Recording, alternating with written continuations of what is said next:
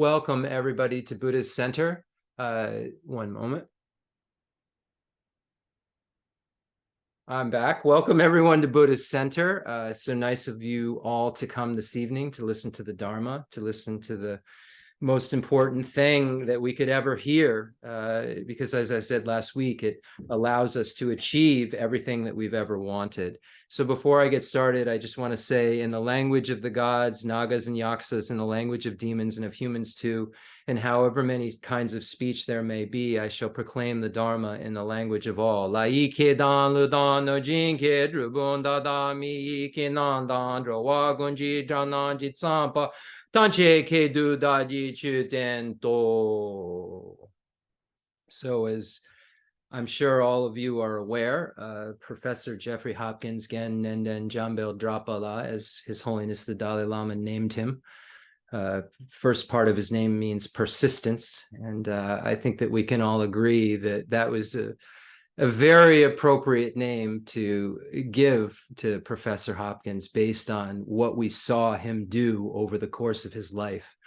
And that was one of the main pieces of advice that he would always give, is just to keep going, take the little bits and pieces that you can understand, and then know a little bit more tomorrow. Just keep going and be persistent.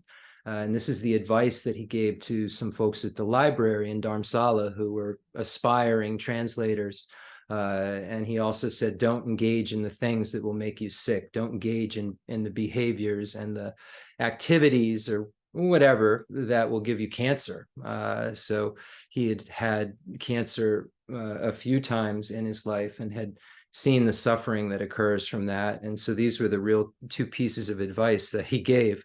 But persistence is the thing that really we can say qualifies him, or is something that is inarguable, with 63 publications, and not just simple publications. I mean, 63 very complex texts, beginning with, I don't know what his first actual publication was. I believe it was Meditation on Emptiness. But, when I first met Khenser Geshe Wandak Rinpoche, and Roy Lee was his translator, and I was starting to try to learn Tibetan and try to understand the teachings that Rinpoche was giving. He was giving teachings on the Heart Sutra, and in that Jayangapi Lodru commentary, there was all kinds of stuff about the 5 paths and the 10 grounds and the objects of the afflictions that are abandoned at various levels on the Bodhisattva grounds and so forth. And I remember clear as day Roy Lee saying to me that if you want to understand any of this, you're going to need this book right here. And it was Meditation on Emptiness. And it became my guide, my reference book, to be able to get at some of the more complex things that Rinpoche talked about, and to be able to actually find definitions of things that I was studying myself in Drepung when I studied the collected topics. And then moving forward, when Rinpoche would ever teach Panchen Sanandrapa's general meaning of perfection, I was always able to find stuff when he would teach the Four Noble Truths, or he would teach the Buddha, Dharma, and Sangha, and so forth. All of the points that are made about the qualities and so forth could be found in this text, Meditation on Emptiness. And it just became kind of my companion to be able to understand the kind of finer workings of what Rinpoche taught. But there was a layer of the entire book that was just nowhere near where I was, and I just couldn't understand it at all. And I put it aside and felt like some of it was just, too much information, and it wasn't all needed. But what I've come to find now in my practice, almost 30 years later, that was 1997, I think, 28 years later, is that if I want to understand emptiness, if I want to, not have any grasping, and if I want to have the view, those subtler points that are in the text, in the book Meditation on Emptiness, that will be coming out in 2025 as a new edition, it's without understanding the subtler points that are in that text, it's really impossible to identify the object of negation and not leave something still standing in terms of inherent existence, or go so far that one lands in nihilism and finds the object of the negation to be the self and not an inherently existent self. So that book, Meditation on Emptiness, and the many, many, many other books that Professor Jeffrey Hopkins translated and wrote are all really instructions that point at we all would like an instruction like to point out what we need to know that's short. But unfortunately, since beginningless time, we've had this delusion. We've had this grasping at the I and phenomena as being inherently existent. It's just since beginningless time, it's been the way that we've thought about everything all of the time. And it's what gets us into trouble and causes cyclic existence to circle over and over and over again. So since we've never believed anything else, and not just like for 10 minutes since beginningless time, trying to believe something new and at its most kind of subtle level, this non-affirming negative that one needs to identify is difficult. And I know that many years ago I thought that I had really identified the Madhyamaka Prasangika view, and things dependently originate, therefore they're not inherently existent. But then when you try to establish conventional truth and try to establish that things exist in this world, and we all can agree upon things that exist in this world, without then having to say that the things we agree upon inherently exist from their own side as this or that, it starts to become difficult to identify why I call that a shoe instead of a chair, when you know darn well that it doesn't really work as a chair, for us humans, and the chair doesn't really work as a shoe. So why, from the object side, are we able to provide the answer that it's not, none of it's there from the object side? It's only coming from the subject, but somehow there's stuff outside of the subject.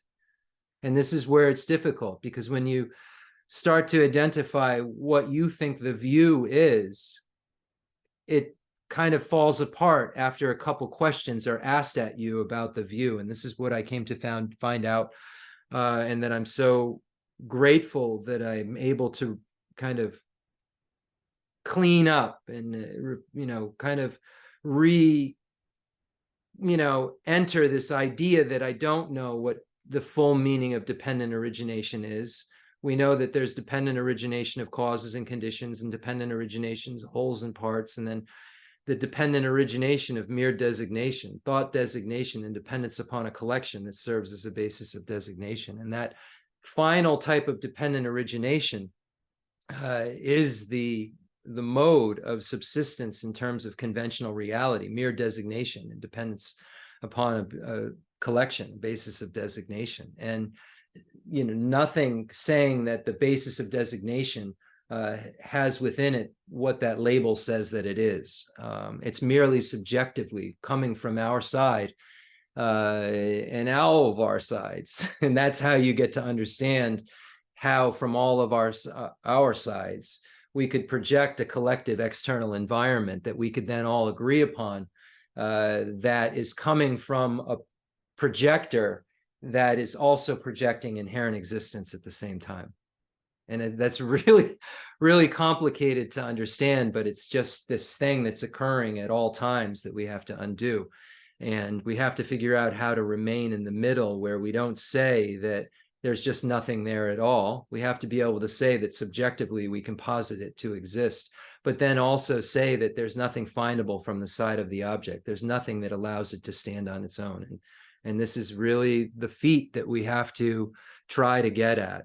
So we won't go into a lot of detail tonight about, kind of setting the motivation. We've done this so many times. We're going to rely upon the meditations that we do on a daily basis, that we try to make our minds move closer to renunciation by meditating on the truth of suffering and recognizing about what the pervasive compounded suffering is that allows for this thrusting into the birth, aging, sickness, and death, and the suffering of separation, and the suffering of meeting with the unpleasant, and the suffering of not getting what you want, and the suffering of the appropriated aggregates that we're thrust into. All these different types of suffering are all set up. The uncertainty and the shucking off bodies, all these different types of suffering are all set up because we have this basic compounded suffering, which is, being forced into a set of contaminated aggregates, kind of appropriated aggregates by our contaminated karmas, afflictions, and their active seeds. And what drives that is a self-grasping ignorance that gives rise to the whole picture. So tonight, in memory of Professor Jeffrey Hopkins, the king of emptiness as the meaning of dependent origination, we'll go through a series of readings and so forth, and read the king of aspirations on his behalf, as requested by many great masters. So let's bring all sentient beings here to be able to hear this teaching and be able to connect with the merit field and connect with Jeffrey Hopkins, connect with His Holiness the Dalai Lama, Khyentse Geshe Wanda, connect with all of these teachings, and be able to hear them in their own individual languages. So imagine that you're bringing them all here to be able to hear the teaching shared in common with beings of small capacity, the teaching shared in common with beings of medium capacity, and the teachings for beings of great capacity.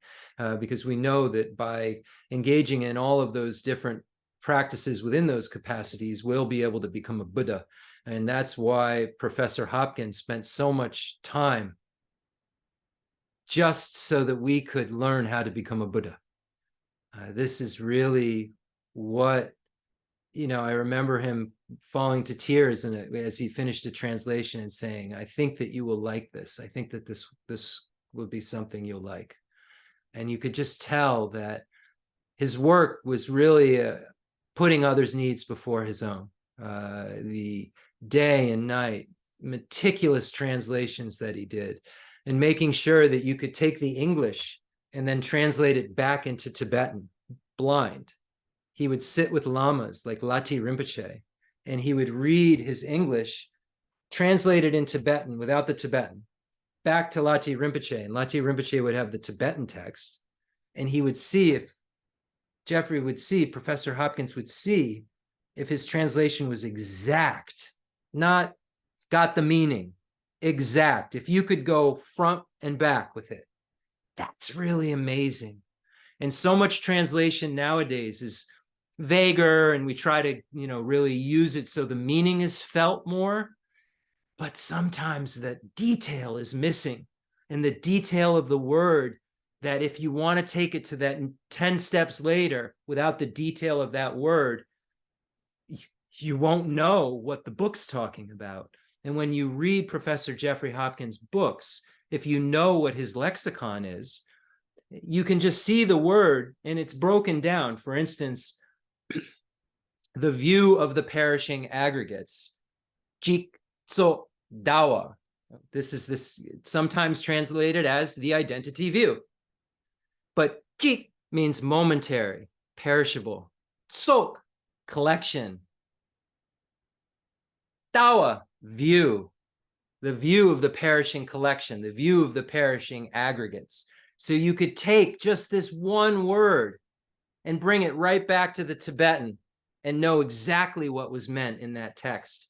And when you get into differentiating between autonomy school and Prasangika school, and the autonomies, the Svatantrika, the Sautrantika Svatantrika, and the Yogacara Svatantrika, middle Madhyamaka, you must have this very definite, specific language.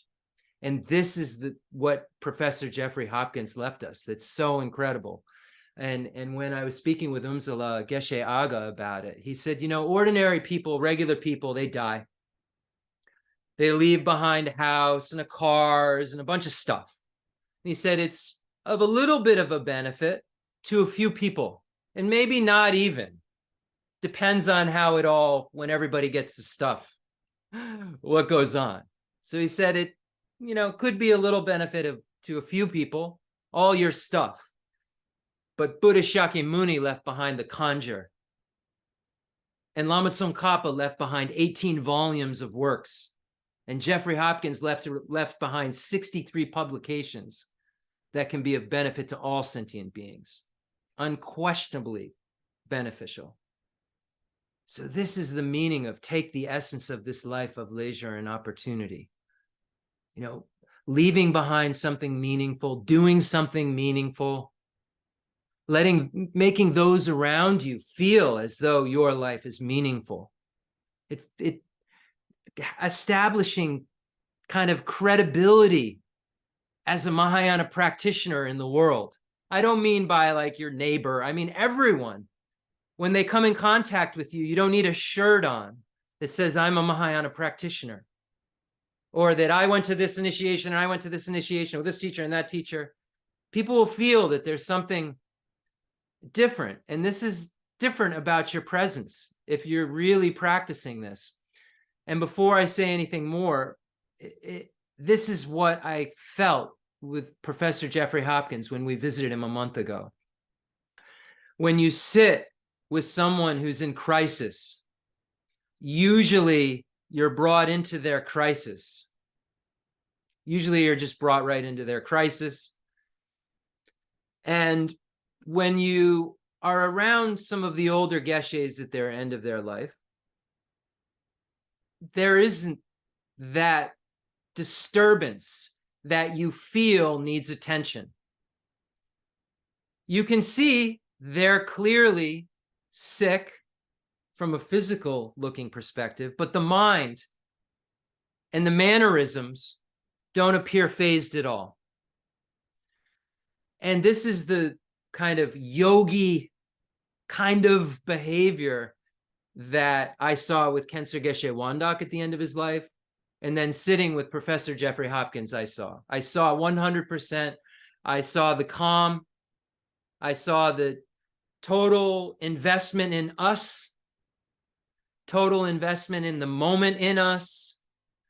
And wow, if I was in that condition, would I know how to invest in others so much?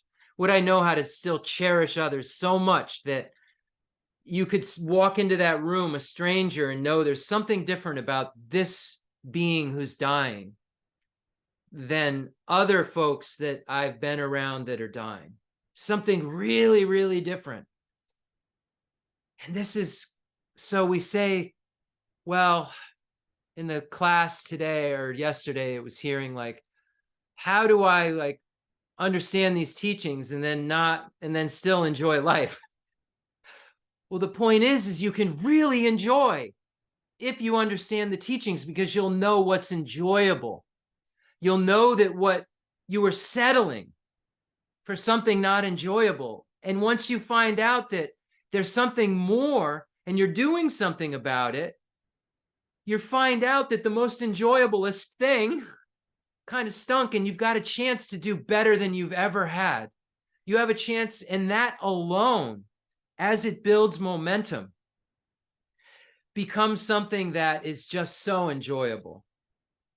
And that joy becomes more and more expressive in one's mannerisms as the practice becomes more real, as the idea to want to definitely emerge becomes more real, as the idea to want to become a Buddha becomes more real, because of one's daily practice and the evolution that's taking place. Today I had class with Umzala Geshe Aga. He's been giving me so much time.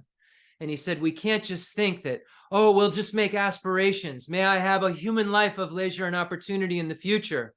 May I just have this? May I have this? You have this now. Take its essence so that you actually get one in the future. Just making these prayers and hoping.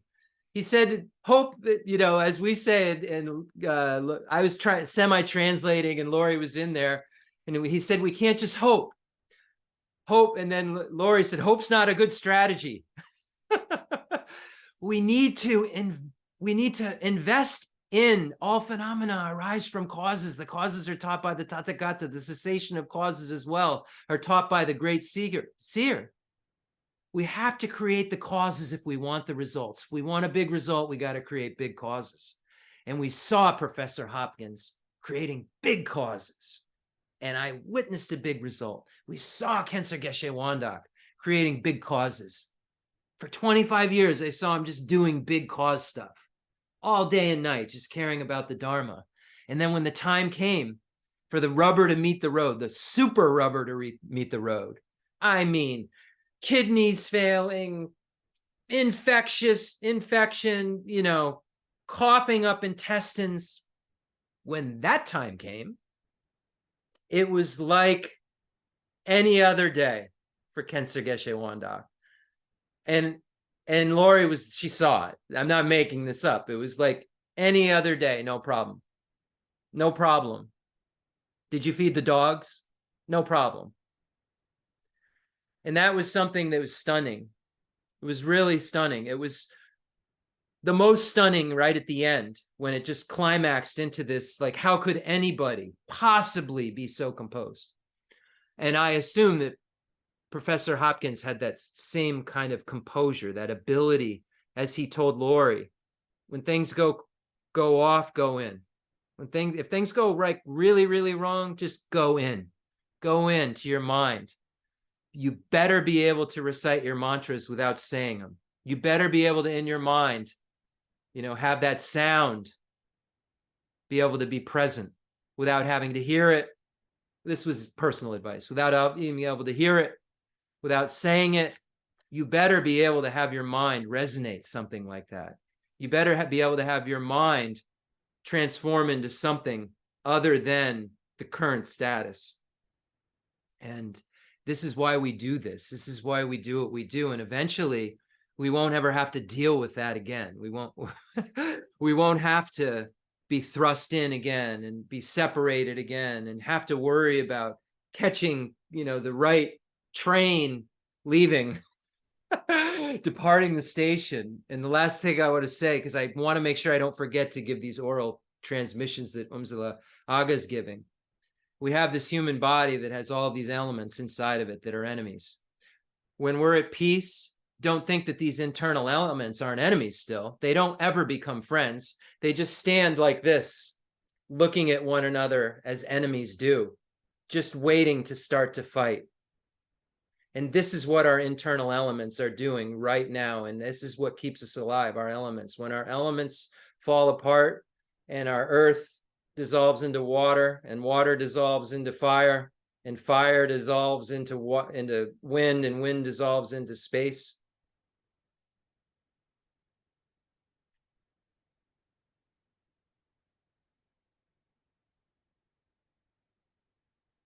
We have these internal elements that keep us alive. We breathe, we have blood flowing, we have temperature that's warm enough, we have a body that can remain rigid.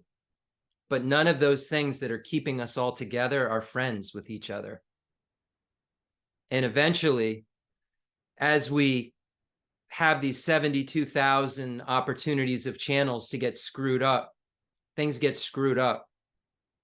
They start to get screwed up because these internal elements don't work together.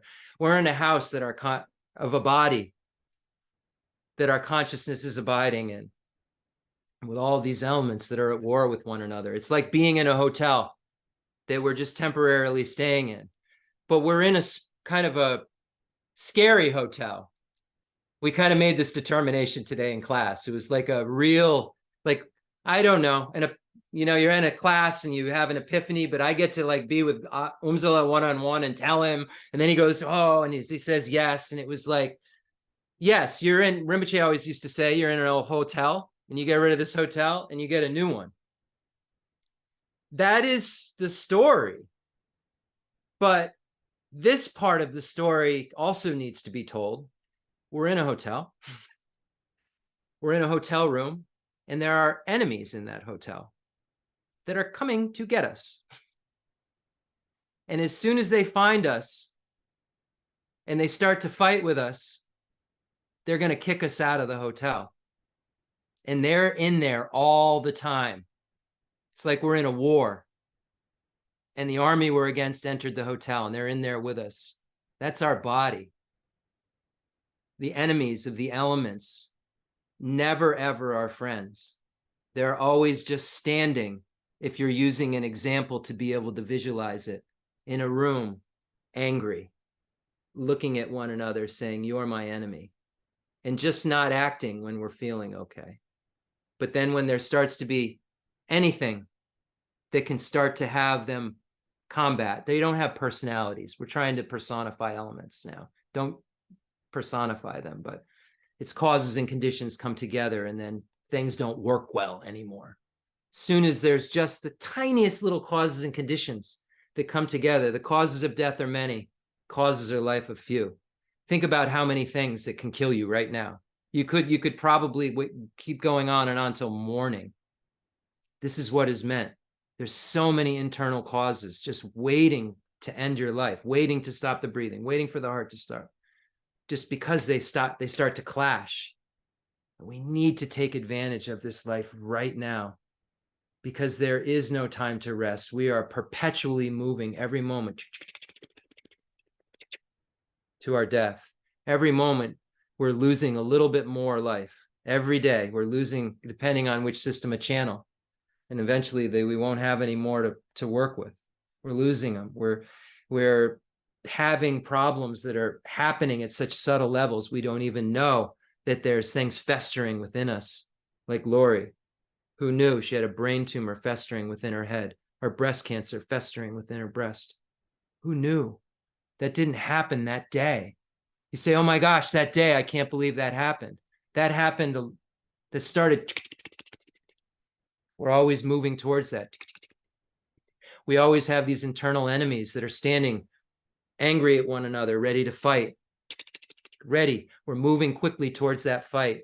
We just don't know when they're going to be really combating enough to the point where they fold in on one another. And then we no longer have this body and our mind is ejected out of it. And then we're now in the intermediate state. Someone like Professor Jeffrey Hopkins can control that time. Can we? When someone passes away that's holy, we say, "Oh, we rejoice in the fact that they knew what to do."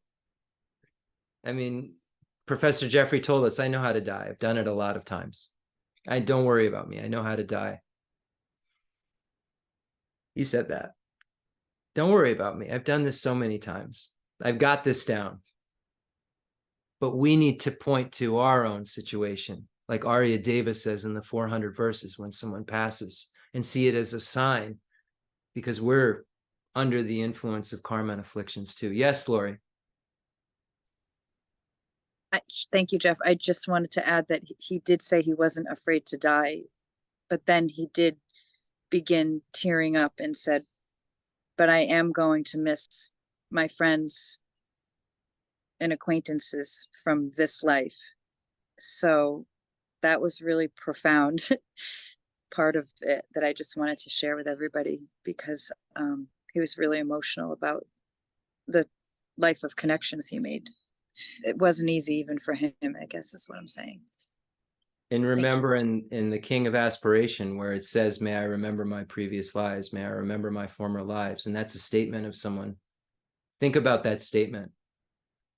I'm going to miss. He knows darn well, if you're not realized, it all just an extension cord gets pulled out. You don't miss when you're dead unless you have some way to remember. So it's just something very profound. And remember, all sentient beings are here with us. Imagine the merit field and the space in front of us. And we're going to say the names, as we always do, of the merit field, because these are the teachers that Professor Jeffrey Hopkin spent so much time making sure we'd understand. And when you go to the umma-tibet.org website, you'll find a treasure trove of translations, and they're all free. You just download them, free PDFs, and we're going to read one of them tonight. So I got to get moving, because I got to get this done. So imagine the merit field and the space in front of you. You brought all sentient beings here. All sentient beings here now are going to get to witness the entire merit field coming into the space, and they're going to get to see exactly who their guides are and who they need to be and who they've been connected with in previous lives and who they will want to connect with in their future lives. So imagine that Buddha Shakyamuni's in the space in front of you. Imagine His Holiness the Dalai Lama. Imagine Khyentse Geshe Wandak Rinpoche. Imagining Jeffrey Hopkins is in the space in front of you. Imagining Geshe Lobsang Gompo. Imagining Demolocha Rinpoche and Khyentse Lobsang Gyatso. And imagining Geshe Dorje Damdula. Imagining Umzala Geshe Aga. Imagining Lamala Alam Wallace. Imagining all of these holy beings in the space in front of you. You relate to as an enlightened being, whoever it is that you consider, Lama Zopa Rinpoche, all of these incredible beings that we're so fortunate to have in our world and that we've had contact with and received teachings with. We're just so blessed. And also now Geshe Ngawan Samten, who we're receiving teachings from, imagining him in the space in front of us.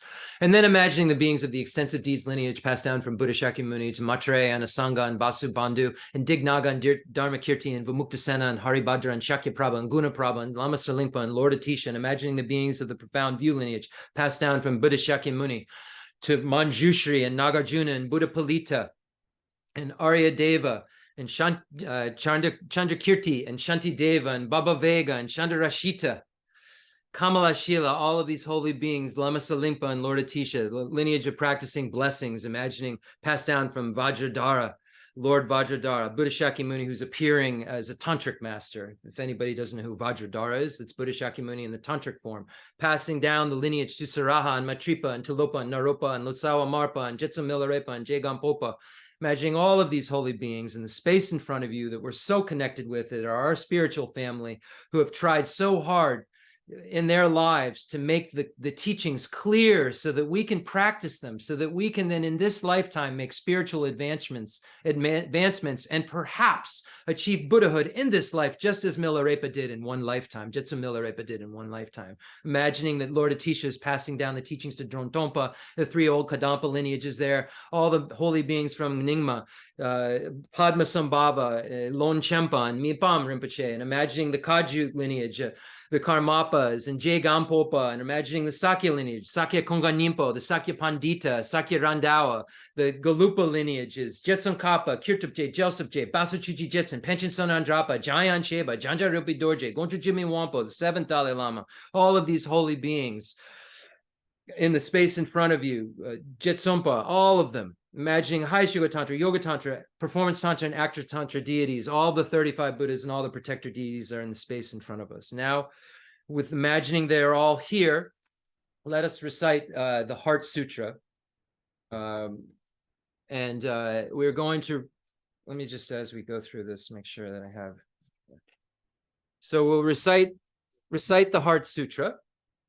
And just recognize that this Heart Sutra, the implicit meaning is about all of the pathways of the Mahayana that a bodhisattva has to go through. Implicitly within that mantra, Teata Om Gati Gati, Paragati, Parasangati, Bodhisoha, you find the path of accumulation, the path of preparation, the path of seeing, the path of meditation, and the path of no more learning. So all of these pathways that the bodhisattva has to go through, and the 10 grounds that the bodhisattva has to go through that are connected to the path of seeing, the path of meditation, in order to become a Buddha, in order to reach the path of no more learning. So implicitly within that Heart Sutra mantra, we find all of these incredible pathways that we all will need to progress in order to get rid of not only the afflictive obstructions, but the obstructions to omniscience that keep us from being the most reliable guides in the universe, with perfect love and compassion, perfect power, and perfect wisdom that really recognizes diversity and reality, the wisdom that can recognize conventional and ultimate truth simultaneously, and also a mind that cares for others so much that must spontaneously create bodies of emanation and enjoyment bodies and regular emanation bodies in various forms in order to take care of us all. And this is, what we can become ourselves by engaging in these practices, this reliable guide that becomes so reliable because of practicing a path that has stages of abandonment of unreliability, if that makes sense. You have stages of unreliability that are abandoned, and you as a bodhisattva become more and more reliable, but you aren't completely reliable until you become a Buddha, because you're not able to emanate bodies and into every single sentient being in the universe and speak in a way that they'll need to hear it. You're not able to, abide in Ogmin where the Arya Bodhisattvas are and give them their final kind of instructions so that they can finish their work and come back and come to us to teach us what we need to know. So we have these incredible teachings, and we know that they don't just come out of nowhere like a lightning bolt hitting us or somebody giving us a simple instruction. The Buddha first achieved the mind that aspires to enlightenment and then gained merit through 3 countless eons. When we look at the perfection vehicle story of how the Buddha achieved his result of omniscience, of completely getting rid of the afflictive obstructions and the obstructions to omniscience. So the bodhisattvas become more and more reliable as he or she goes through the pathways and know more and more about how to help. And we see when we look at the compassion and we look at the ethics of a bodhisattva, first they work on making sure that they're really clean, and then they, start to gather enough merit so that they can become really reliable to be able to work for the needs of sentient beings. When we look at the 3 types of morality, I cannot become a Buddha. Those are the 3 types of morality, but the bodhisattva progressively becomes more adept at working for the sake of sentient beings. So you see that 3rd type of morality, the morality of working for the sake of sentient beings, kind of builds up because the bodhisattva has to become more reliable because he or she doesn't, completely trust that they can give the exact right information at the right moment, at the right time, what to say, when to say it, who to say it to. The Buddha is the only one who knows the subtle workings of karma. So the bodhisattva is always trying to strive, not out of attachment, strive out of a wish to be more helpful, which is the opposite of an affliction. A strive of putting others' needs before your own is love, the opposite of hate, the opposite. So this is what we do. And then explicitly, this is the definitive teaching the Buddha gave, where the identification of the object of negation is made. Inherent existence. Inherent existence of what are we negating? Everything. Everything. Nothing. Your mind, the Buddha, nothing inherently exists.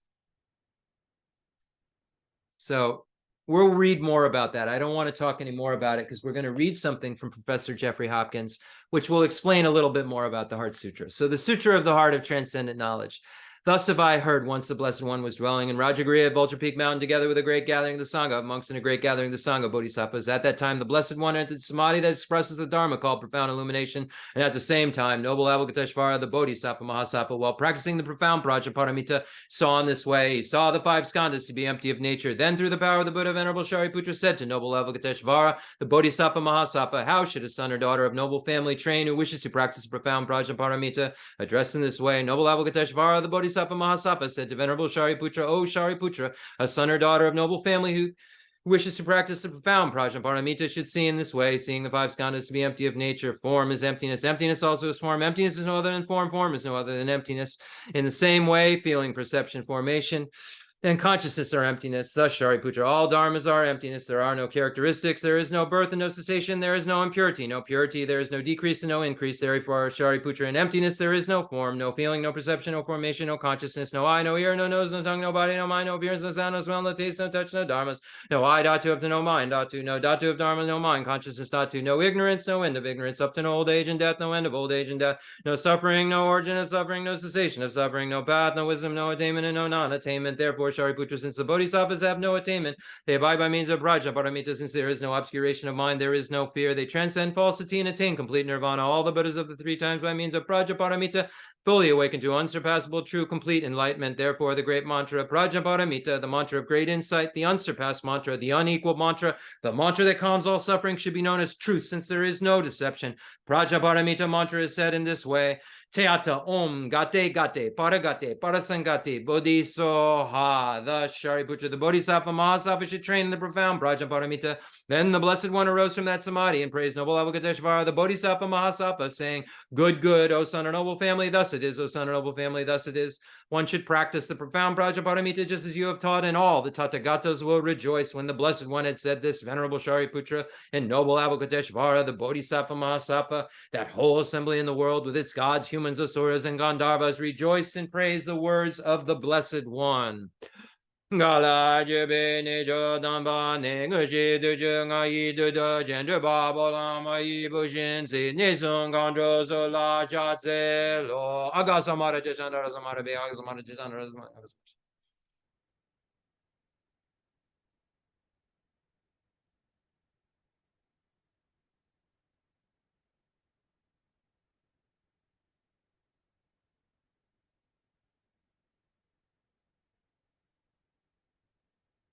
Agasamara Jasandara Samaraya Be Teata Om Gate Gate Paragate Parasangate Bodhisoha Baba Conchasanji Gaye Dembe Doji She Loba Doji Meba Doji Shewa Doji Dragi Baji Medu Beji Danji She Dingorye Soha Gerin Danja Jiji Shewa Dan Midin Nebe Jindan Dewa Dan Damba Dunji Dunjun Joji Dashi De Jan Den Da De Lejo.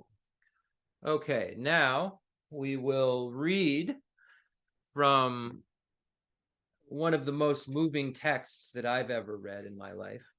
It's called Song of the View, Identifying Mama, Remembering Mother. And it was this teaching that Professor Jeffrey Hopkins gave, and it's online. If you go to YouTube to Uma Institute, I believe, just look up Uma Jeffrey Hopkins on YouTube, and you'll find these pockets of teachings where there's 20 teachings on this. Teachings on emptiness is the meaning of dependent origination. You'll find this teaching on Song of the View, Identifying Mama. And he goes very, very slow. So if you're looking for someone to speak like I'm going, you have to be patient with the teaching, but it is so profound that Lori and I watched the entire series of teachings. And then Venerable Osandonyula had asked us to come to Professor Hopkins' classes like a year before. We were caring for Rinpoche and very busy. So I contacted him immediately and said, I must, under no, we must attend these classes now. You must ask Professor Hopkins permission for Lori and I to start attending these classes. And that was a year and a half ago or so. I don't remember how long ago, around that. And we were so grateful, said yes. And we received our first teaching with Sravasti Abbey and just a few other people from Professor Hopkins in Venerable Donyu's house upstairs in the shrine room, in his meditation room. And the three of us were in there. And everybody who'd been part of that group for a decade was like, who are these people? Suddenly, Lori and I appeared on screen, and they literally asked, who are you? All these academics and scholars from forever, with Professor Hopkins. And we kind of like said, this is, we did this or that, nothing like they did. And then that began our journey and our never not going to a class that he taught again, and then working on doing grunt work. I'm not a philosopher like Jeffrey Hopkins, but helping do work and spreadsheet work for the new meditation on emptiness. Five or six of us worked personally with Professor Hopkins. I can't even believe this is coming out of my mouth. Every single day for months. Every day he got on screen and he taught us. We were supposed to be doing editing, and he just taught us emptiness, taught us emptiness, taught us emptiness, taught us every day, taught us. No one really knows this. It's months every day. Are we meeting tomorrow? Yep, meeting tomorrow. Monday, Tuesday, Wednesday, Thursday, Friday, Saturday, Sunday. I think we even met on July 4th. Didn't we last year? Yeah. So anyway, now that sound has stopped, but it really hasn't. Why? 63 publications. you can go and listen to How to See Yourself as You Truly Are on cassette book. They're not cassettes anymore. Listen to me. Go get a cassette. On the book, you can listen to whatever, that audio book, and you hear Professor Hopkins reading it. So it's so cool that, Lori can't read really anymore, other than a stanza and then kind of work with it. But now she can hear all of these books on tape with Professor Hopkins reading. And she sat and listened to a whole book the other night, and kept trying to wake me up to tell me about all these amazing things. I was not as realized as she that evening. I was doing dream minus the yoga. Okay. All right. So we're going to read this, and then I don't know what we're going to get to do. I don't know. It's probably late, but this is called the Song of View, Identifying Mama. So I'm going to use Professor Jeffrey Hopkins, Gen Nenden Jambel Drapala's voice from here. In this part. So I'm just going to explain what's about to happen. There's a cast, like in a play, in this text. There's some characters that Janja Rupi Dorje, who's, I believe, reincarnation of Jayan Sheba. I'm sorry, Goncha Jimmy Wampo is a reincarnation of Jayan Sheba. And he's the one who wrote the commentary on this book. We're about this root text, the Identifying Mama, that Jeffrey Hopkins also translated. So when you go to umma-tibet.org to find this book, the commentary to this text is there as well. And it's Goncha Jimmy Wambo's commentary, who also wrote the Precious Garland of Tenets, that those of you who are in the Nalanda courses, that's the tenet system book we study. Goncha Jimmy Wambo wrote it. We have a commentary in English on this by Goncha Jimmy Wambo also, that barely anybody knows is out. I sent it to Venerable Geshe Dorje Damdu, and he said, wow, this is really helpful. Because this is a hard text to understand, but it hits you like a lightning bolt. It hits me like a lightning bolt. And without further ado, there's a cast of characters. It's called The Song of the View, Identifying Mama. Remembering Mother is what it's called in the Blaze of Non-Dual Bodhicitta. So when we read it in the Nalanda program, it's called Remembering Mother. Here, Jeffrey Hopkins translates it as Song of the View, Identifying Mama, Mama, because he says it's calling out, Mama, Mama, you've lost Mama. Where's Mama?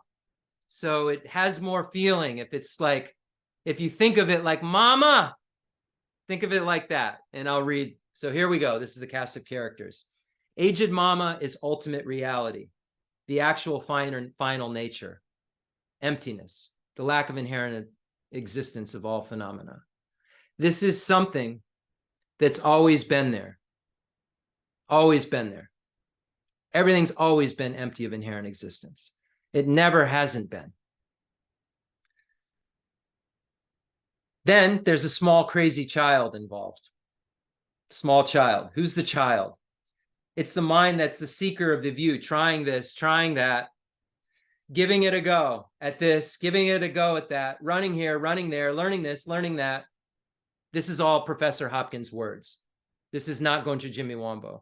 This is him identifying, this is Professor Hopkins identifying the cast of characters. Mama's emptiness. The small crazy child's your mind going here and there, seeking a view. Trying to put this together, trying to put that together. It's also the crazy child that's just been running around doing silly things. Not just the crazy child trying to identify the view, but also a crazy child that's been running around doing silly things, not paying attention to deeper topics. This child that we are, like a bug crawling around until now, just trying to find a little something to eat and go back to where the pack is to get together with them. You know, like a cicada in Virginia crawling underground, getting warm and happy. That's your source of happiness. Looking in the wrong place. Come out after 17 years and then you flop on the ground. The person who's living a life neglecting the primordial mother, Mama, who's been there all along, that person. What's the stupid Jeffrey been doing? It's lucky we have the same name. It's easy for me. What's the stupid Jeffrey been doing? Wanting to get some more money to buy a bigger TV? Better TV. Wanting to get a good guitar? I didn't even know if he plays guitar. Maybe he did. The 80-year-old Jeffrey feeling bad because the pizza shop down the road has gotten lousy. Used to have such a good thin crust. And then he says, I don't want to describe how good it was or how good it used to be. He's like, I don't even want to go to get into how good it used to be. Like in his mind, he's thinking about the pizza. Like, think about this. Make your own crazy list of how you neglected mama. Make your own crazy list, he says. That mind, that small, crazy child mind, fortunately appears close to knowing kind mama. How the author, Jancha Rilpi Dorje, got close is what he's been studying. When he's been working at meditating, he's being modest, saying he feels close to knowing kind mama. He's just being modest, attributing the quality of kindness to emptiness because knowing it bestows a great kindness. So emptiness is like personified here, but we have to understand emptiness is a non-affirming negative. It's not a positive phenomenon. And that's what's very profound about this and can be read in a tantric way. And every entity has a permanent feature to it, emptiness of inherent existence, every dependent origination. And that's why dependent origination means that things aren't independent. They're empty of independence. If you're empty of independence, they're empty of inherent existence. Aged Papa, so there's going to be a father, Papa, is dependent arising. This meaning that all appearing phenomena are to be used in contemplations as basis of emptiness, as not existing from their own side. So what's the basis of emptiness? All phenomena, all the dependent arisings that mama has primordially been with and is part of the entity of, always there. Since beginningless time, things have been empty of inherent existence. The elder brother, so there's an older brother. This will be it, I promise, is the helpmate who shows how to implement the reasoning of dependent origination, to open the mind to emptiness in analytical meditation. Through the hidden speech, through speech that works by way of mixtures of name and meaning, the elder brother is the helpful sibling who shows us how to use dependent arising as the reason to why everything is empty of inherent existence. Dependent arising as the reason for emptiness.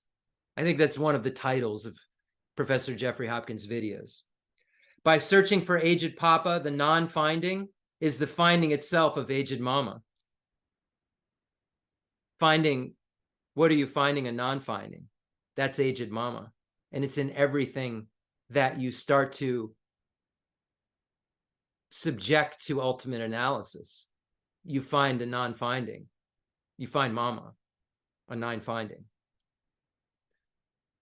Wow, this is heavily effective information. If you let it just, don't try to analyze it. Let it, like if you were studying Dolpopa, as you know, in Galupa, and you want to appreciate it, feel it. As a friend of mine who really admires that work says, just feel it and see what it does to you. See what this does to you. The elder brother is the helpful sibling who shows us how to use dependent arising as the reason why everything's empty of inherent existence. By searching for aged Papa, you're looking now at the dependent arising with ultimate analysis, is the finding itself of aged Papa, moving closer to the object. If the mirage were to be as it appears as water, why wouldn't those who are standing right next to it be able to see and find water? If the dependent arising, aged Papa, were to exist the way that it appears, when we subject aged Papa to ultimate analysis and move closer to aged Papa, dependent arising, we should be able to find even more aged Papa, not a non-finding of aged Papa. And when the non-finding happens, we find Mother. Thus, the means whereby appearance, Papa, dependent arising, can reemerge with emptiness, finding Papa from Mama's lap. If emptiness is possible, everything is possible. If emptiness isn't possible, nothing is possible. From the lap of emptiness, everything occurs. Everything's empty of inherent existence. Our mind's empty of inherent existence. Therefore, our good qualities can proliferate because it's not stuck bad. This way, the small child is protected from both exaggerating and deprecating the status of phenomena, being able to posit that things exist but don't inherently exist. You should be able to see emptiness, and that should affirm dependent origination. And dependent origination you see in front of you should confirm emptiness. You should be able to see the same entity is holding both. I think something needs to be plugged in. Thank you, because I just got the little darker on the screen, and I think that's a warning sign. Thank you. So this is the cast of four. Real quickly, Mama's emptiness of inherent existence. The crazy child, our crazy mind, trying to figure out what emptiness is, and the crazy mind that's trying to figure out how to be happy in all the wrong ways. Then aged Papa is dependent arising, and brother, older brother, is the meaning of dependent arising that proves things are empty of inherent existence. Okay, got it? All right, so we're going to read the root text, and then I encourage you all to go to umma-tibet.org. I believe that's it, the Umma website, and you'll be able to find this whole thing with the commentary. And I encourage you to also look at Goncho Jimmy Wampo's commentary on the tenet systems, because you will need to understand the tenet systems to understand what Janjo Rilpi Dorje is talking about here in its pure form. And you're going to need to understand the tenet systems to understand the commentary that Goncho Jimmy Wampo does on what Janjo Rilpi Dorje is talking about. So luckily, we have both in English. And Cutting Through Appearances by Jeffrey Hopkins is the translation with commentary of Geshe Sopa on The Precious Garland of Tenets by Goncho Jimmy Wampo. So Jeffrey Hopkins translated both of Goncho Jimmy Wampo's works. One, the translation of the Precious Garland of Tenets, the tenets of the Vaibhashika, Sautrantika, Chittamantra, and Madhyamaka tenets, and then also the translation of the commentary on Song of the View Identifying Mother. So we have all of these incredible texts, and we're so fortunate. Song of the View Identifying Mama. Imaho, may the Lama who teaches nakedly just as it is, the wondrous profound suchness of dependent arising, a kindness unrepayable reside in the center of my heart. I will say a few words suddenly coming to mind. So this is a very unorthodox kind of Galupa work. It's like a pointing out instruction that's a little longer, but it really reads like a tantric teaching, and it can be read in a tantric way as well. So just feel this text. And I just feel so fortunate. And Professor Jeffrey Hopkin said to me, that's such a special text, when I told him how moving it was for me and how moving the teachings were. And he looked me right in the eye and he said, oh, you got it. You got it. You got it. Because some people, it's like, whoa, what is going on here? And the first time I heard it in the Nalanda course, that wasn't through Jeffrey Hopkins' first time, it was Nalanda, the Remembering Mother. I cried and I didn't know why. And then I just went for it with learning about it. I, like a small, crazy child, have neglected aged Mama for a long time, yet seem close to knowing kind Mama, not recognized before, though always together, through the hidden speech of elder brother, dependent arising. I think this is not, could be it. These varieties of apprehends and apprehenders are Mama's smiling masks. These changes, births, deaths, transmigrations, are Mama's lies. Undeceiving Mama has deceived me. The hope is for elder brother dependent arising to protect me. In sum, I hope to become released through the kindness of only aged Mama. If these apprehends and apprehenders were like this, even the victors of the 3 times would not have the means to protect me. Because these various changes are manifestations of changes, Mama, there is a release.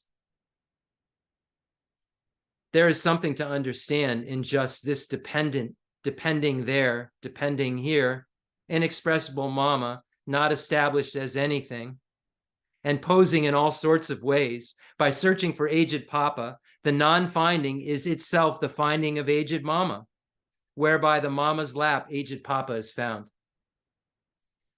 Hence, I, a child, call for protection by the kind parents. The face of mama, neither the same nor different, seems to exist.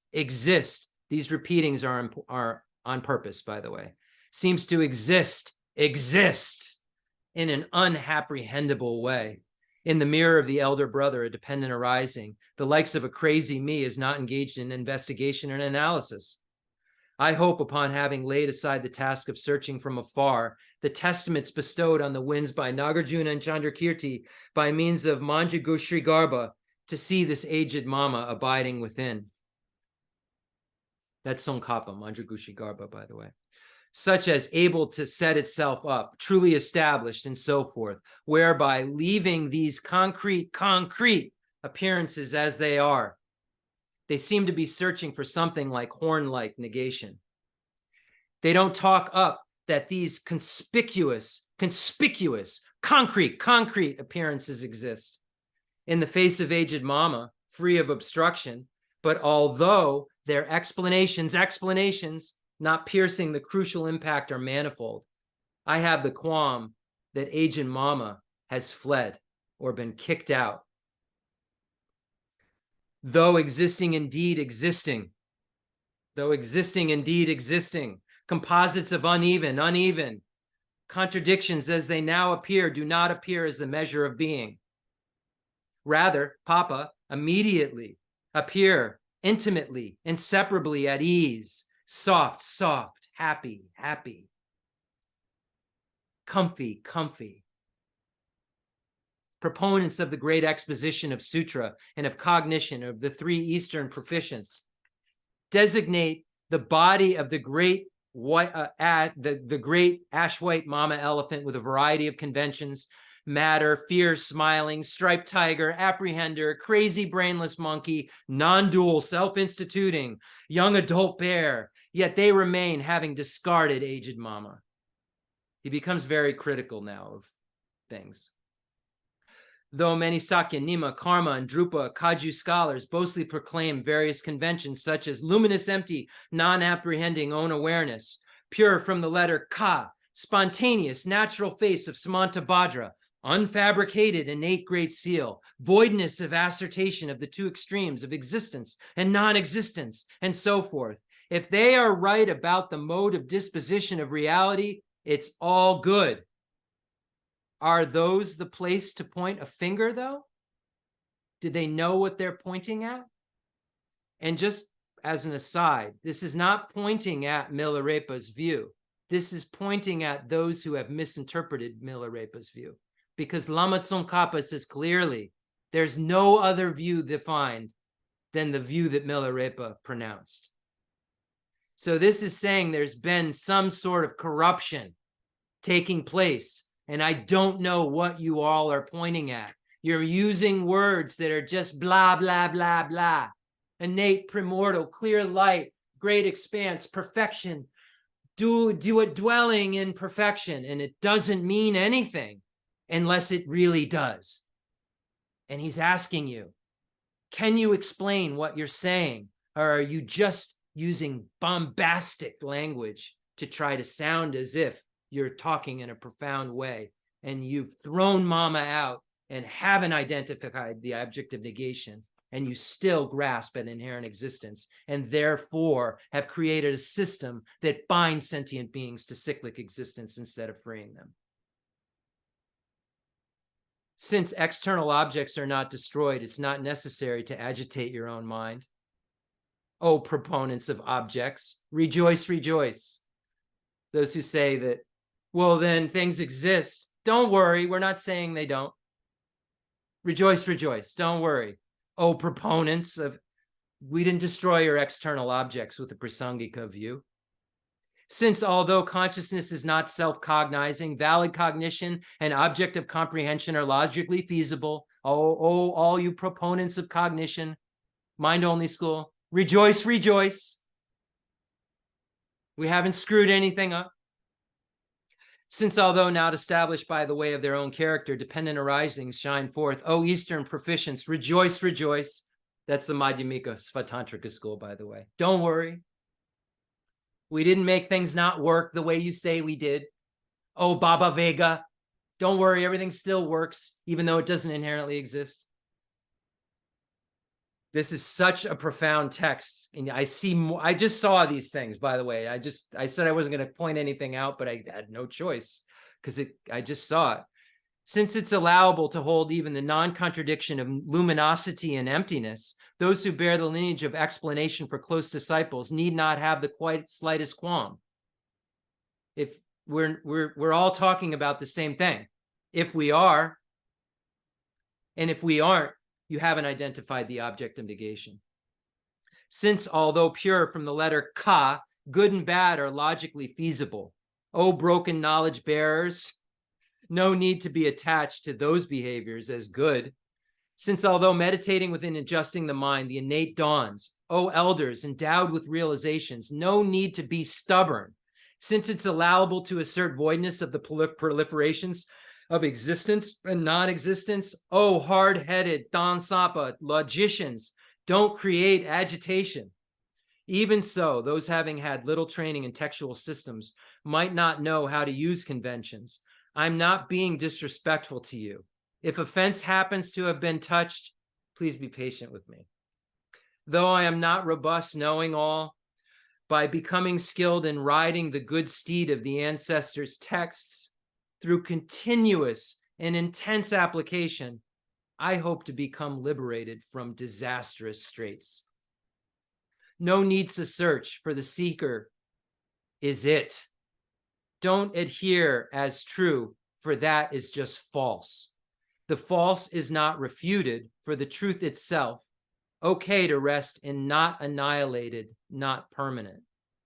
Though I have not seen Mama, through only names, I seem to have met kind father and mother.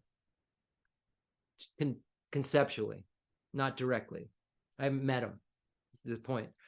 Like lost for a long time, staying near me, Nagarjuna and his spiritual sons are greatly kind. Lozandrapa is greatly kind. The benevolent Lama is greatly kind. I will worship Mama as a means to return the kindness. My aged Mama, unborn and inexpressible, having entered with the small child of knowing, lead all beings, my old mothers, to everlasting bliss through the great festival of the practices of the all good. Ima la, Rupa Dorje, o la, beating a happy, una la, dance here, aho la, worship the three jewels. That's how it ends. Also the scribe for this melody of echo lies identifying Mama, spoken by Janja Rilpi Dorje, surpassing intent on the great middle way. On the 5 peak mountains, supreme place of emanation is the monastic Geleg Namka. And that concludes the reading. Okay, so now I think we have time. I'll go through it quick. We're going to read the Sanchim Molam in English. I have the one that we're going to read on Sunday. Sunday, the Shravasti Abbey will be leading prayers for Jeffrey Hopkins at 4 o'clock. I sent everybody an email. If you didn't get it, just contact me. And we'll be doing prayers for Jeffrey Hopkins. Venerable Chodron has been kind and said she was in retreat and responded right away and said it'd be her honor to have her to lead and have the Abbey lead prayers on the 7th day of Professor Hopkins' passing. The first day someone passes in the Tibetan tradition is counted as day 1. And Professor Hopkins passed Monday night at 10 o'clock Vancouver time in Canada. So Sunday is the day we're doing the prayers. So I can get you the Zoom link, anybody. And I see Lobson Sutrim, you're on. Hello, Tasha Lake, you're from he's from Australia, a Dharma brother, Dharma friend from Australia, who's very invested in the teachings as well, as I can see, for what I can see. And hopefully we'll get to know each other in the future more. And we have the same name, not my refuge name, the monk. I was going to become a monk name. I was going to become a monk name is Lobsang Sutrim.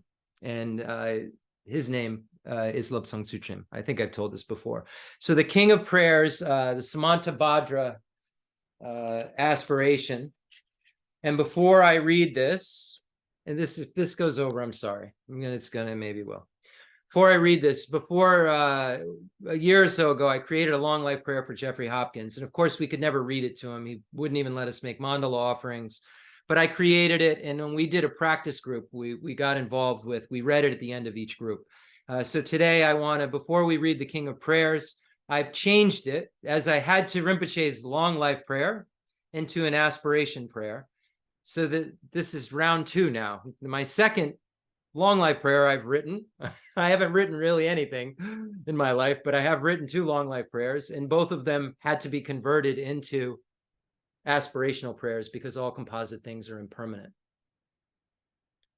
So this is, I wrote this, I don't know when, but I wrote this. Reborn, and so this is to Professor Jeffrey Hopkins. Again, his Tibetan name is Gen Nenden Jambel Drapa.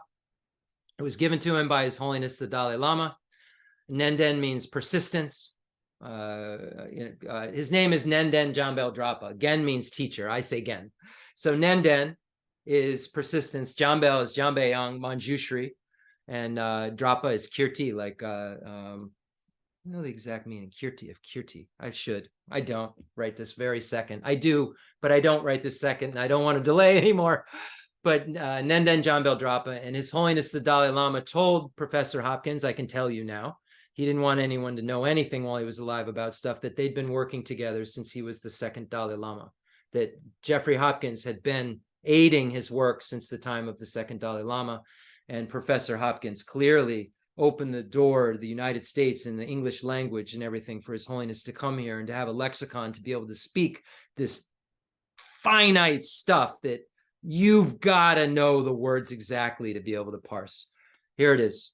Reborn in America with the single focus to benefit transmigrators enshrouded in the darkness of ignorance that sees things being established by way of their own character. Understanding emptiness as the meaning of dependent origination is the sole panacea for the suffering of sentient beings. Your persistence and kindness over many lifetimes, helping His Holiness the Dalai Lama, has enabled countless seekers to open their wisdom eye. Again, Nenden Jambel Drapa, Professor Jeffrey Hopkins, may you return to this world and continue to skillfully inspire those fortunate ones whose palate yearns to directly taste the united nectar of bliss and emptiness in order to transform into the reliable guide, teacher, protector, and Sugata for the sake of all sentient beings.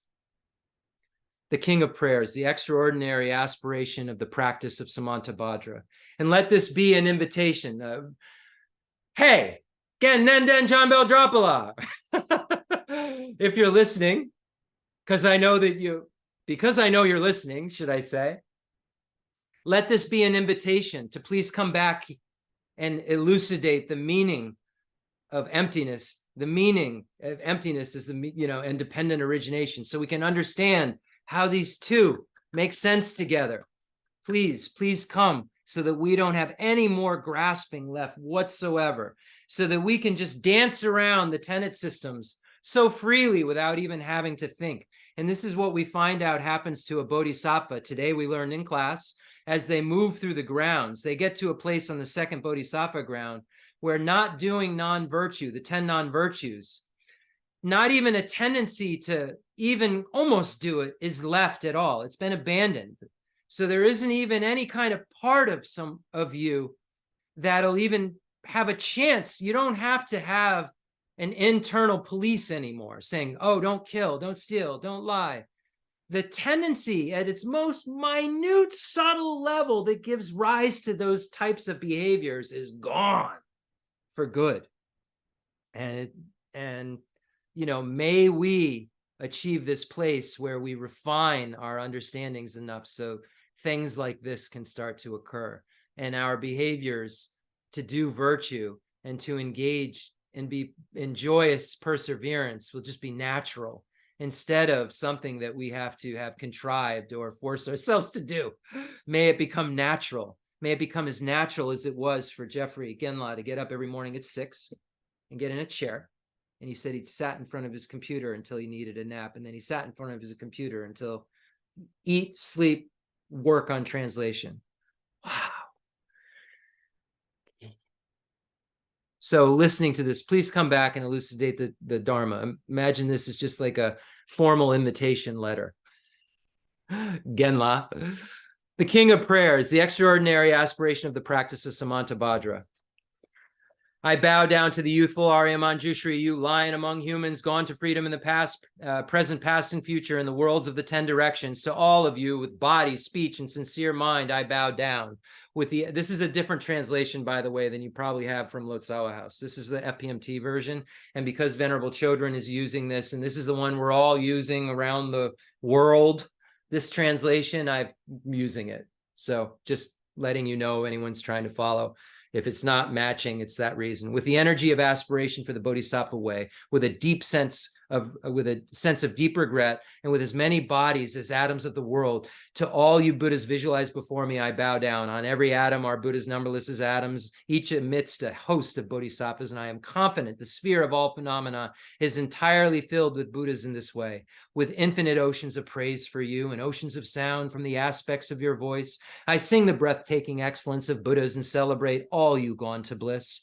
Beautiful flowers, regal garlands, sweet music, scented oils and paracels, sparkling lights, sublime incense I offer to you, victorious ones, fine dress, fragrant perfume, sandalwood heaped as high as Mount Meru, all wondrous offerings and spectacular array I offer to you, victorious ones, with transcendent offerings, peerless and vast, with profound admiration for all the Buddhas, with strength of conviction in the Bodhisattva way, I offer and bow down to all the victorious ones. Every harmful action I have done with my body, speech, and mind, overwhelmed by attachment, anger, and confusion, all these I openly lay bare before you. I lift up my heart and rejoice in all merit of all the Buddhas and Bodhisattvas in 10 directions of solitary realizers, here still training in those beyond, and of all ordinary beings. You are the bright lights of the world in 10 directions who have attained to Buddha's omniscience through the stages of awakening. All you who are my guides, please turn the supreme wheel of Dharma. With palms together, I earnestly request you who may actualize Parinirvana. Please stay with us for eons, numberless as atoms of the world, for the happiness and well-being of all wanderers in samsara, whatever slight merit I may have created by offering homage. By paying homage, offering, and acknowledging my faults, rejoicing and requesting that the Buddhas stay and teach, I now dedicate all this for full awakening. May you Buddhas now living in the worlds of the 10 directions, all you gone to freedom in the past, accept my offerings, and those not yet arisen quickly perfect their minds, awakening all fully enlightened ones. May all worlds in 10 directions be entirely pure and vast. May they be filled with bodhisattvas, surrounding Buddhas gathered beneath the Bodhi tree. May as many beings as exist in the 10 directions be always well and happy. May all samsaric beings live in accord with the Dharma, and may their every Dharma wish be fulfilled, remembering my past lives and all varieties of experience. May I practice the Bodhisattva way, and thus in each cycle of death, migration, and birth, may I always abandon the householder's life. Then, following in the footsteps of all the Buddhas and perfecting the practice of a bodhisattva, may I always act without error or compromise, with ethical discipline, faultless and pure. May I teach the Dharma in the language of gods, in every language of spirits and nagas, of humans and demons, and in the voice of every form of being. May I be gentle-minded, cultivating the 6 paramitas, and never forget bodhicitta. May I completely cleanse without omission every negativity and all that obscures this awakening mind. May I traverse all my lives, may I traverse all my lives in the world, free of karma, afflictions, and interfering forces, just as the lotus blossom is undisturbed by the water's wave. Just as the sun and moon move unhindered through the sky, may I ease the suffering in the lower realms and in the many directions and dimensions of the universe. May I guide all wanderers in samsara to the bliss of full awakening, and be of worldly benefit to them all as well. May I practice constantly for eons to come, perfecting the activities of awakening, acting in harmony with the various disposition of beings, showing the ways of a bodhisattva. May I always have the friendship of those whose path is like mine, and with body, words, and also mind, may we practice together with the same aspirations and activities. May I always meet a spiritual mentor and never displease that excellent friend who deeply wishes to help me and expertly teaches the bodhisattva way. May I always directly see the Buddhas, masters encircled by the bodhisattvas, and without pause or discouragement for eons to come. May I make extensive offerings to them. May I hold within me the Buddha's genuine Dharma, illuminate everywhere the teachings that awaken and embody the realizations of a bodhisattva and practice ardently in all future eons. While circling through all states of existence, may I become an endless treasure of good qualities, skillful means, wisdom, samadhi, and liberating stabilizations, gathering limitless pristine wisdom and merit. On one atom I shall see Buddha fields, numberless as atoms, inconceivable Buddhas among the bodhisattvas in every field, practicing the activities of awakening. Perceiving this in all directions, I dive into an ocean of Buddha fields, each an ocean of 3 times of Buddhas in the space of a wisp of a hair. So I too will practice for an ocean of eons. Thus I am continually immersed in the speech of the Buddhas, expression that reveals an ocean of qualities in one word, to completely pure eloquence of all the Buddhas, communication suited to the varied tendencies of beings. With strength of understanding, I plunge into the infinite enlightened speech of the Dharma. All of the Buddhas in the 3 times gone to freedom, who continually turn the wheel of Dharma methods, I shall experience in one moment such vast activity of all future eons, and I will enter into all eons of all the 3 times in but a fraction of a second. In one instant, I shall see all those awakened beings, past, present, and future lions among humans, and with the power of the illusion-like stabilization, I will constantly engage in their inconceivable activity. I shall manifest upon one single atom the array of pure lands, present, past, and future. Likewise, I shall enter into the array of pure Buddha fields in every direction without exception. I shall enter into the very presence of all of my guides. I shall enter into the very presence of all of my guides. Those lights of this world who are yet to appear, those sequentially turning the wheels of complete awakening, those who reveal the nirvana, final, perfect peace. May I achieve the power of swift magical emanation, the power to lead to the great vehicle through every approach, the power of always beneficial activity, the power of love pervading all realms, the power of surpassing merit, the power of supreme knowledge unobstructed by discrimination, and through the powers of wisdom, skillful means, and samadhi, may I achieve the perfect power of awakening, purifying the power of all contaminated actions, crushing the power of disturbing emotions at their root, diffusing the power of interfering forces. I shall perfect the power of the bodhisattva practice. May I purify an ocean of worlds. May I free an ocean of beings. May I clearly see an ocean of dharma. May I realize an ocean of pristine wisdom. May I purify an ocean of activities. May I fulfill an ocean of aspirations. May I make offerings to make offerings to an ocean of Buddhas. May I practice without discouragement for an ocean of eons. To awaken fully through this bodhisattva way, I shall fulfill without exception all the diverse aspirations of the awakening practice of all Buddhas gone to freedom in the 3 times everywhere, in order to practice exactly as the wise one called Samantabhadra, all-embracing good, the elder brother of sons and daughters of the Buddhas. I completely dedicate all this goodness. Likewise, may I dedicate just as the skillful Samantabhadra for pure body, speech, and mind, pure actions, and pure Buddha fields. I shall give rise to the aspirations of Manjushri for this bodhisattva practice of all embracing good, to perfect these practices without discouragement or pause in all future eons. May my pure activities be endless, my good qualities boundless. And through abiding in immeasurable activity, may I actualize infinite emanations. Likewise is the end of space. Limitless is the end of space. Likewise, limitless are living beings. Thus, limitless are karma and afflictions. May my aspirations reach be limitless as well. Limitless is the end of space. Limitless, likewise, limitless are living beings. Thus, limitless are karma and afflictions. May my aspirations reach be limitless as well. One may offer to the Buddhas all wealth and adornment of infinite worlds in the 10 directions. One may offer during eons numberless as atoms of the world, even the greatest happiness of gods and humans. But whomever hears this extraordinary aspiration and longing for highest awakening gives rise to faith just once creates far more precious merit than those who make this heartfelt, creates far more precious merit. Those who make this heartfelt aspiration for the Bodhisattva's way will be free of the lower rebirths, free of harmful companions, and will quickly see Amitabha infinite light. And even in this very human life, they will be nourished by happiness and have all conducive circumstances without waiting long. They will become like Samantabhadra himself.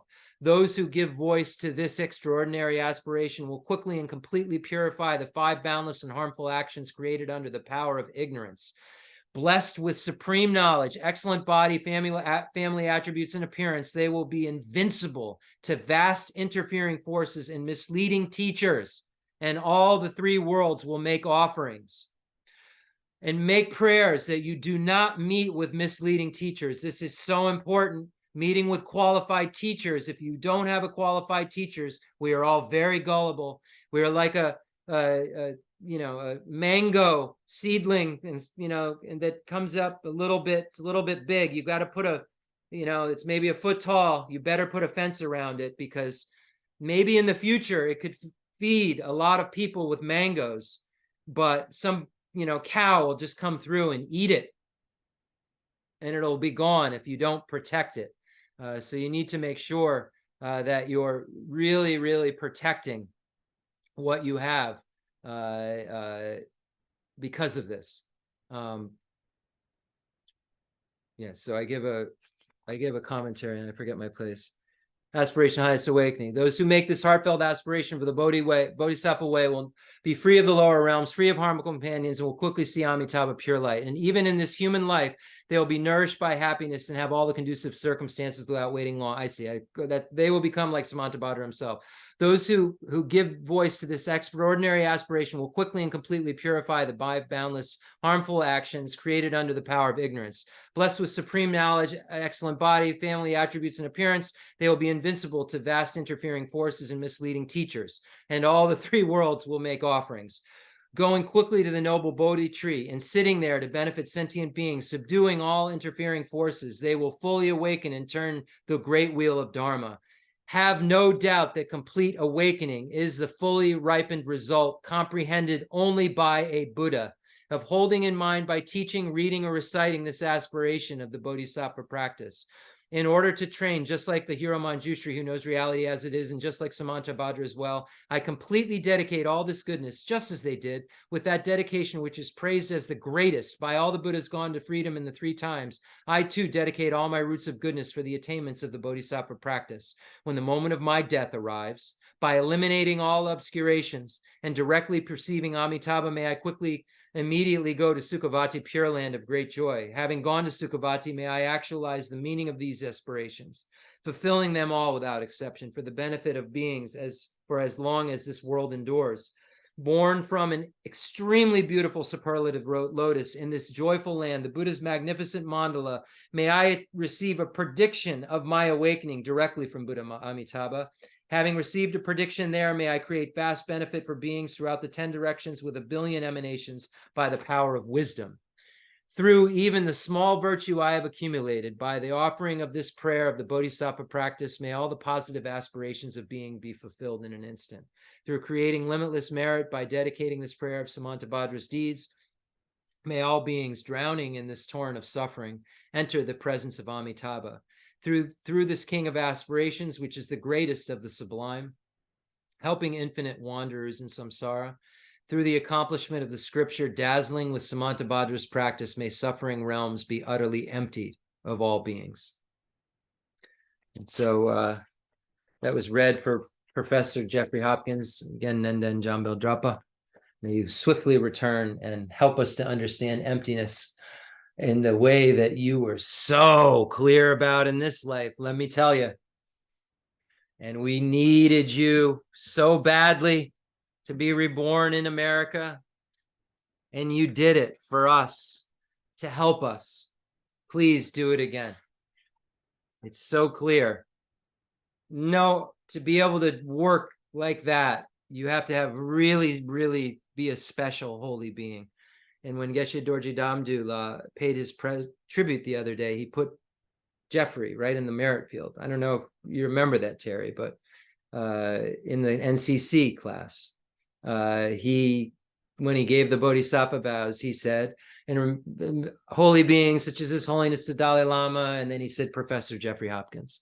After he gave an amazing talk about him. So the fundamental ground is scented with incense and strewn with flowers, adorned with Mount Meru, the 4 continents, the sun and the moon. I imagine this is a Buddha land and offer it. May all sentient beings enjoy this pure realm. I dedicate whatever virtues I've collected for the benefit of the teachings and of all sentient beings, in particular for the essential teachings of Venerable Isandrapa to shine forever. I send forth this jeweled mandala to you, precious Guru. And one piece of advice that Professor Hopkins said multiple times is, if you engage in something that's wrong, don't hide it.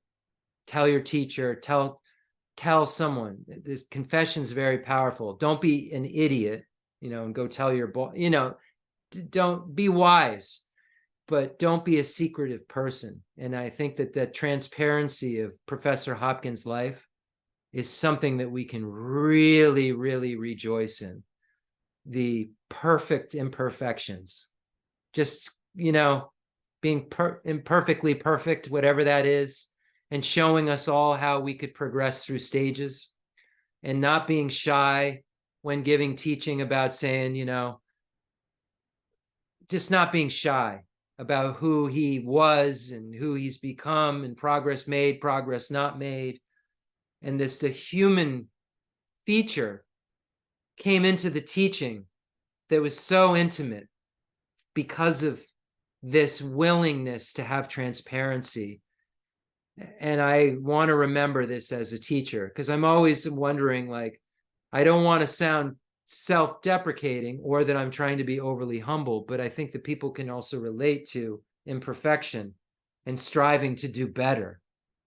And I've had some seriously imperfect times, even as a Buddhist, just how could I possibly be behaving like this? And to be able to know that because my mind's empty of inherent existence, and it's still, even when I'm behaving like that, also contains love and compassion, just not matured, that I can just try to spend more time in maturing the things that aren't jerk.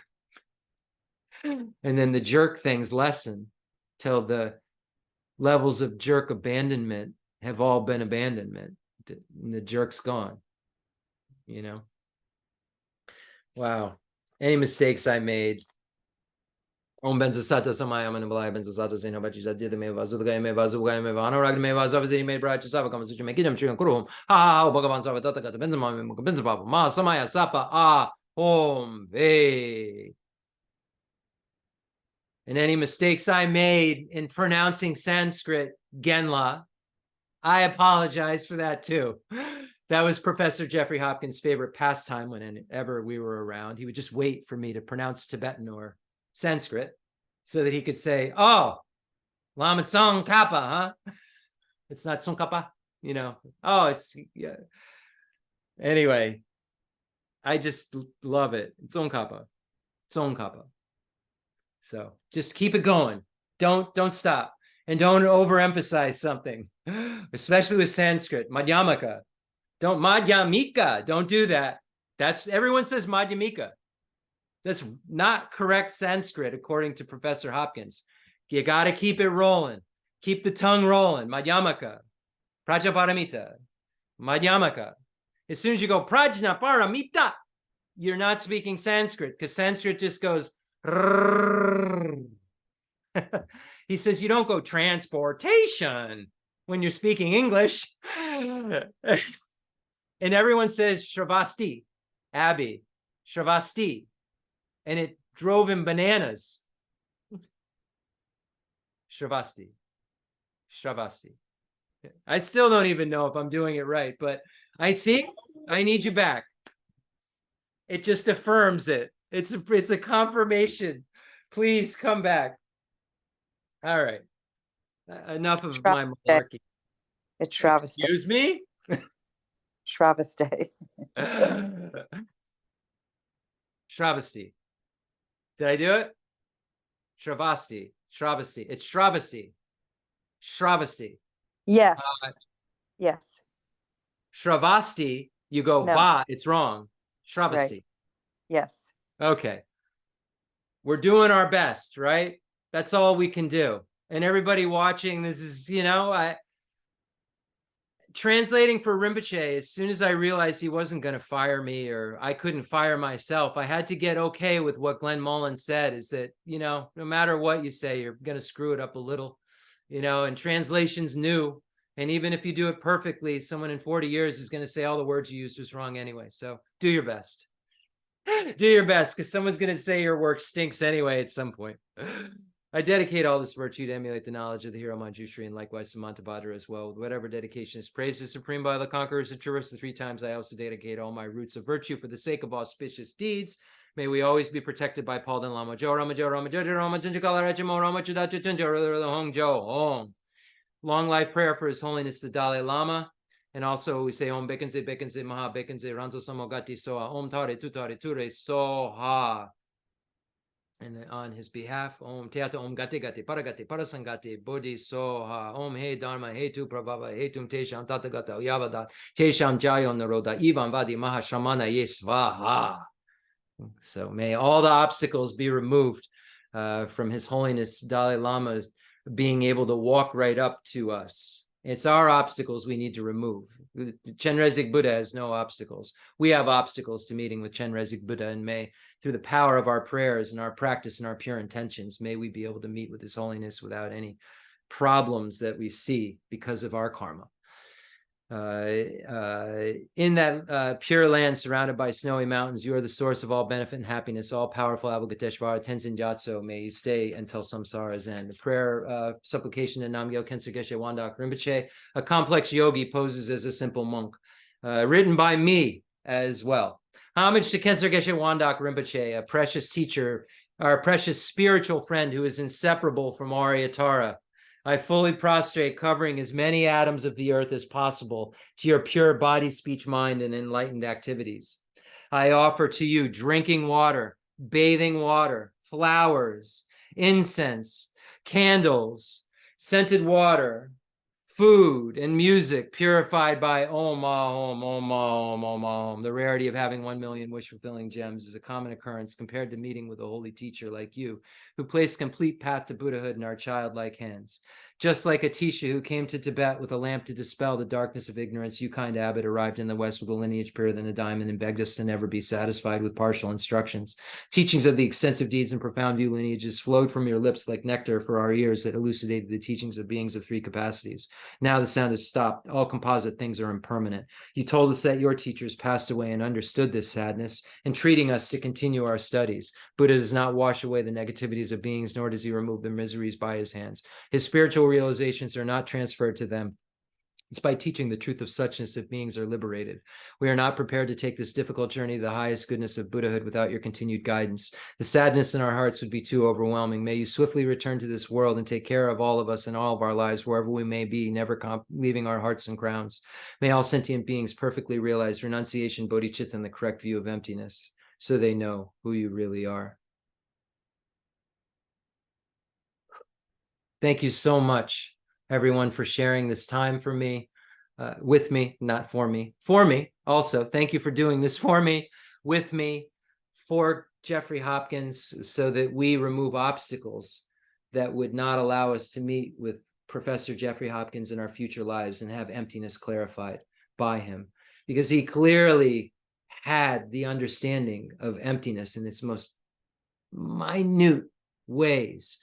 And Rinpoche told me before he passed away that his teacher, Shakargen Nima, said, if you want to understand emptiness, the final view, you must read Jayan Sheba, who is not Drepung Losling's textbook writer, is Drepung Gomang's textbook writer. And who's the specialist in Jayan Sheba? Professor Jeffrey Hopkins. And the majority of his translations were of Jayan Sheba. So I have a treasure trove. Comfy, lucky to be able to dive into. And I hope that all of you will dive into uma-tibet.org.